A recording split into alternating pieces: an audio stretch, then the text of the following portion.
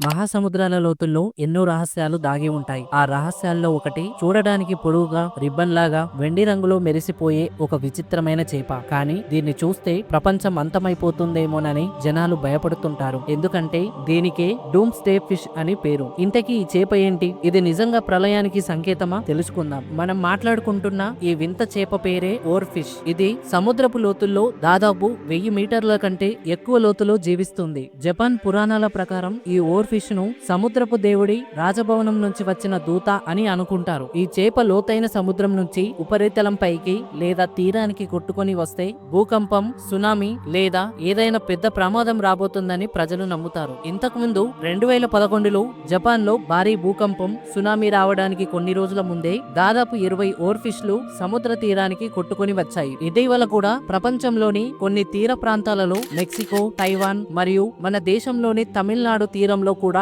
ఈ చేప కనిపించడంతో మళ్లీ భయం మొదలైంది. కానీ చాలా మంది శాస్త్రవేత్తలు మాత్రం ఈ నమ్మకాన్ని కొట్టిపాడేస్తున్నారు. ఒక సిద్ధాంతం ప్రకారం ఓర్ ఫిష్ లు సముద్రపు లోతుల్లో భూకంపాలు వచ్చే దగ్గర నివసిస్తాయి. భూకంపం వచ్చే ముందు వచ్చే చిన్న చిన్న కదలికలు ఈ చేపలను ఇబ్బంది పడతాయి. అందుకే అవి ఉపరితలం వైపు వస్తాయి. మరో సిద్ధాంతం ప్రకారం ఈ చేపలు గాయపడినప్పుడు లేదా అనారోగ్యమైనప్పుడు లేదా సముద్రపు లోతుల్లో బలమైన ప్రవాహాల కారణంగా అవి దారి తప్పి ఒడ్డుకి కొట్టుకు రావచ్చని అంటున్నారు.